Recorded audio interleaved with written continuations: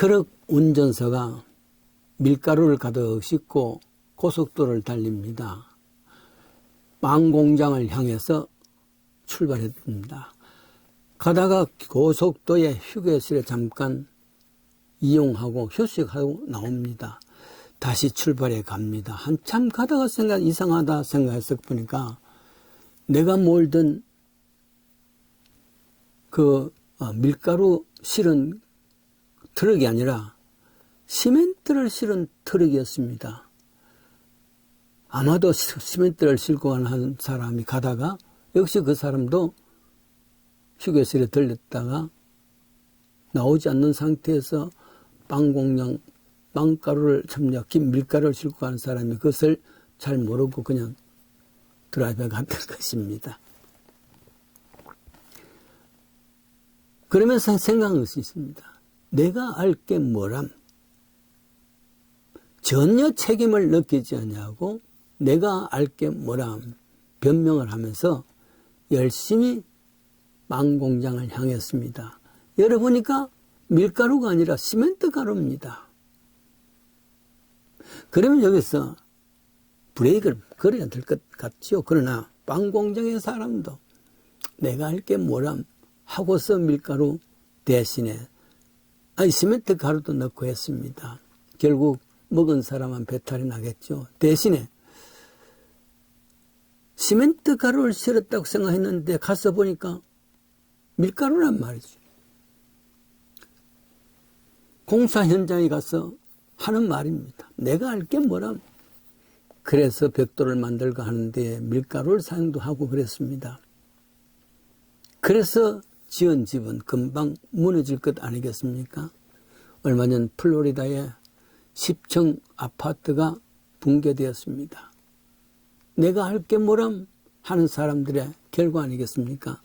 한국의 저 삼풍 백화점 그리고 또 저 성수대교 무너짐도 내가 알 게 뭐람 하는 그런 마음들이 결국 그렇게 했을 줄 압니다. 작가 이현주 씨의 꽁트 내가 알 게 뭐람 내용의 이야기들입니다. 그렇습니다. 그 후에 나중에 보니까 쓰레기 만두 이야기가 나옵니다. 쓰레기 만두 안에 들어야 될 것은 음식들이어야 되는데 버리는 쓰레기 같은 것들을 다 넣어가지고 그냥 만들었단 말. 아마도 직공들은 알았을 줄 압니다. 그러나 모두가 하나같이 내가 알 게 뭐람 전혀 책임의식이 없이 일한 결과입니다. 사실 모든 것이 내 탓이요. 내가 책임져요 하는 말을 한다는 게 참 어렵습니다.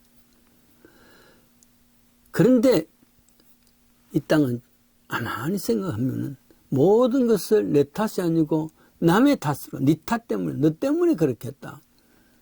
그렇게 책임을 회피하는 것이 사회의 모습입니다.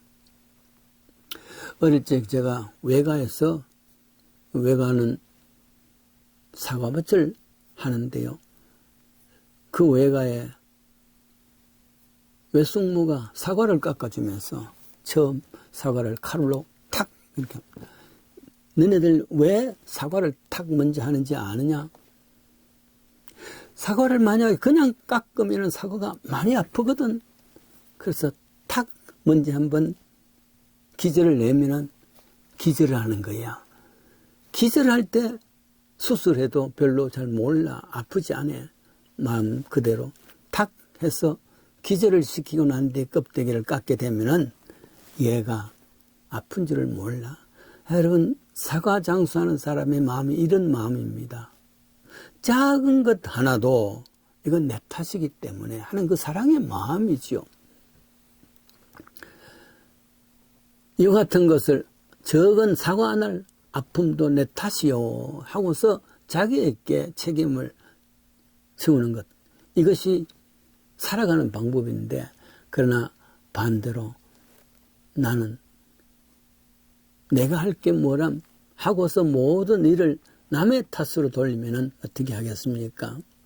지난 1년 6개월 동안에 코로나 바이러스로 인해서 세상은 온통 혼돈이고 무질서고 그리고 또 캄캄한 사회가 되었습니다. 여기에 우리 교회도 이거 내 탓이요 할 수 있는 마음이 있어야 되겠죠. 교인들은 오늘 사람들 눈앞에 눈살 찌푸리는 존재가 되었습니다. 교회의 사회적인 책임과 교회가 교회다움이 다 없었기 때문입니다. 자조적 섞인 말로서 교회가 할 것이 무엇인고 내가 할 게 뭐람 이게 아니라 다시 한번 이제 교회가 본연의 교회로서 세상에 되어진 모든 일들이 다 내 탓이요. 겸손히 받아들이고 그것을 해결할 수 있는 길을 찾아내야 되겠죠. 1년 6개월 가까이 코로나 바이러스 통해서 캄캄해졌던 교회가 다시 본연의 자세로 가져야 되는 줄 압니다. 교회의 본연의 자세는 무엇일까? 그것은 교회의 본래 사명이 무엇인가 하는 것과 같습니다. 교회의 사명은 먼저 세상에 속한 사람들을 불러다가 모아서 그래서 에클레시아, 교회를 에클레시아를 하는데 불러 모은 자들이라 그렇게 했습니다. 일단은 불러 모아야 된단 말이죠. 내가 할 게 뭐람 교회에 대해서 그렇게 자주 섞인 마음을 가질 수는 없습니다. 이 교회에 하나님께서 내 사람들, 하나님의 사람들을 불러 모아라 했으니까 열심으로 불러 모아야 될 일들을 우리가 해야 된단 말이죠. 두 번째는 교회가 이렇게 불러 모은 사람들을 훈련시키는 장소입니다. 모여서 훈련하는 장소입니다. 군대라는 것은 모아서 정말 먼저 신병훈련소가 있지 않습니까? 그곳에서 각계훈련 혹은 총기훈련 아니면 야간 침투훈련까지 어려운 거죠. 보통 육군이 4주간 그냥 기본 훈련에서는 그때 해병대에서는 13주간을 했습니다.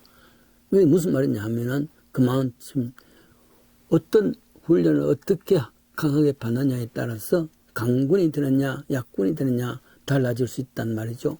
왜냐하면 이들을 훈련시켜서 현장인 전쟁터로 보내야 되는데 아무렇게나 훈련받게 되지만 죽는 것으로 끝나는 겁니다. 이길 수가 없습니다.